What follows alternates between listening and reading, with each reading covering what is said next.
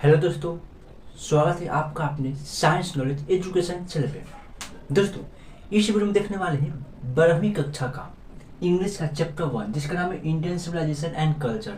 इसका जो ना मोस्ट इम्पोर्टेंट VVI क्वेश्चन लेके आए जो एग्जाम में जो ना इससे काफ़ी सवाल पूछा जाता है। ये 5 क्वेश्चन है ना, एक क्वेश्चन 2 नंबर का आता है, ठीक है, एक क्वेश्चन 2 नंबर का आता है। और इस वीडियो को देखने पर ना कम से कम आपको ना 4 से 6 नंबर तक पक्का कंप्लीट हो जाएगा। 4 से 6 नंबर यानी कि इसे तक 5 में से कम 2 से 3 तक क्वेश्चन पूछबे करेगा 2025 में जो एग्जाम होने वाला है, ठीक है, देखिएगा। तो आप वीडियो को अंत जो देखिएगा, ठीक है। और सबसे लास्ट क्वेश्चन जो समझाएंगे ना वो बहुत ही इंपॉर्टेंट होने वाला है, ठीक है। क्वेश्चन समझाएंगे, क्वेश्चन के साथ आंसर भी समझाएंगे, आपको यहीं पे याद हो जाएगा, क्वेश्चन और आंसर दोनों याद होगा, ठीक है। ये नहीं कि सिर्फ आंसर बल्कि क्वेश्चन भी आपको याद हो जाएगा, ठीक है। देखिएगा, सबसे पहला यहाँ पे देखिएगा ये VVI क्वेश्चन है, ठीक है। ये शॉर्ट क्वेश्चन से 2 नंबर का आता है, ठीक है। देखिएगा, पहला क्वेश्चन है कि what do you know about Gandhi ji. What do you know about Gandhi ji यानी कि आप गांधी जी के बारे में क्या जानते हैं। गांधी जी के बारे में क्या जानते हैं? बहुत कुछ जानते हैं, बहुत कुछ जानते हैं। हमारे देश को आज़ाद करवाए थे उन्होंने, हम बहुत कुछ जानते हैं गांधी जी के बारे में। तो जैसे में जानते तो बहुत कुछ, लेकिन लिखेंगे क्या? जानते बहुत कुछ है लेकिन लिखेंगे क्या, ठीक है। तो लिखेंगे ना, गांधी जी का जन्म कब हुआ था, उनका निधन कब हुआ था, ठीक है। उन्हें बाबू के नाम से भी जाना जाता है, ठीक है। उन्हें राष्ट्रपति के नाम, राष्ट्रपिता के नाम से भी जाना जाता है, ठीक है। ये सब जो है ना, ये सब लिख देंगे तो 2 नंबर आ जाएगा, ठीक है। ये पहला क्वेश्चन आपको समझ में आया हुआ, आंसर भी समझ में आया तो आपको वीडियो को लाइक कीजिएगा, ठीक है। चैनल को सब्सक्राइब कीजिएगा, अपने दोस्तों के साथ शेयर भी कीजिएगा, ठीक है। देखिएगा, सेकंड नंबर क्वेश्चन में कहा गया है कि what did Gandhi do for the farmer in Bihar. कहने का मतलब जो है ना, गांधी जी जो थे वो बिहार के किसानों के लिए, किसान किसके लिए? किसानों के लिए क्या किए थे।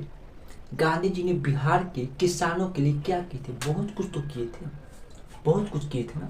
तो जैसे में बहुत कुछ किए थे लेकिन लिखेंगे क्या? तो जैसे में एक एग्जाम्पल में लिख देंगे हमने कि गांधी जी बिहार के किसानों के लिए जो है ना सत्याग्रह किए थे। सत्याग्रह किए थे ना, तो लिख देंगे कि सत्याग्रह किए थे, ठीक है। ये भी सवाल बन जाएगा, 2 नंबर आ जाएगा, ठीक है। देखिएगा, ये समझ में आया होगा, इसका आंसर भी समझ में आया होगा, ठीक है।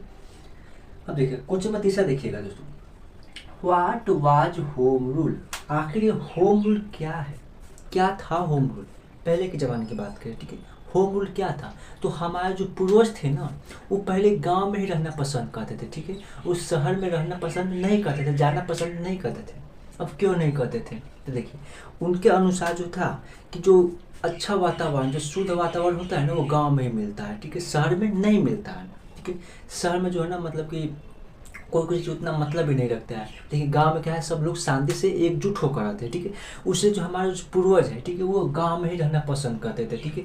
तो वही क्या कहलाता है? वही तो हमारा वो होम रूल कहलाता है। यानी कि होम रूल क्या था, ठीक है। तो वही ना था, हमारे पूर्वज जो है ना वो गांव में ही रहना पसंद करते थे, ठीक है, वो शहर में रहना पसंद नहीं करते थे, ठीक है। तो यही क्या होता है? होम रूल हो गया। ये लिख दीजिएगा, 2 नंबर मिल जाएगा, ठीक है। अब अगला सवाल देखिएगा, ये समझ में आया होगा। ये हम हिंदी में बता रहे हैं, आप इसी को आराम से इंग्लिश में ट्रांसलेट कर सकते हो, ठीक है।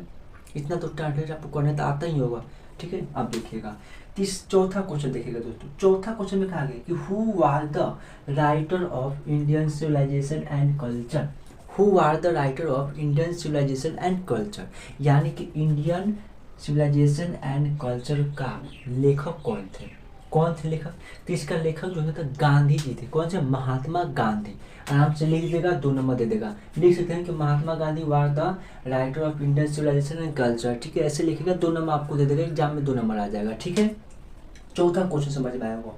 और ये जो सबसे 5वां जो है ना, सबसे इंपॉर्टेंट क्वेश्चन है, ठीक है। सबसे इंपॉर्टेंट, जो सबसे इम्पोर्टेंट होता है ना, उसको हम सबसे लास्ट में लिखते हैं, ठीक है। क्योंकि जो विद्यार्थी, जो स्टूडेंट जो ना वीडियो को अंत तक देखेगा ना, उसी को ये सबसे इम्पोर्टेंट वाला क्वेश्चन जो है ना, उसी को ये समझ में आएगा, ठीक है।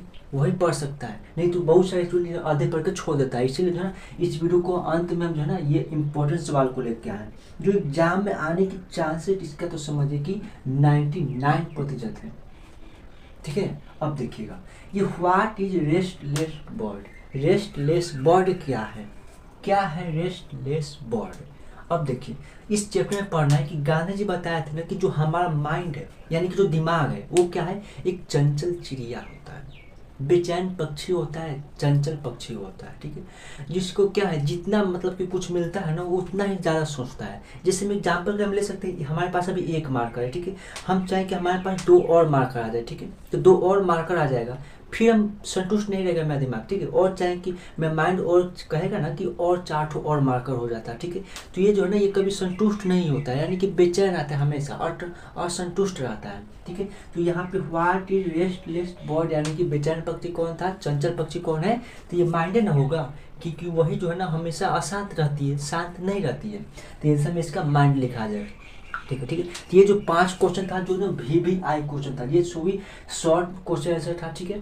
तो ये आशा करते हैं ये 5 क्वेश्चन और इसका आंसर जो हम समझा वो समझ में आपको आया होगा, ठीक है। रियल में यानी सही में समझ में आया था, आप वीडियो को लाइक कीजिएगा, ठीक है, चैनल को सब्सक्राइब कीजिएगा, अपने दोस्तों के साथ शेयर भी कीजिएगा, ठीक है। तो मिलते हैं ऐसे नए वीडियो में एक नए टॉपिक के साथ।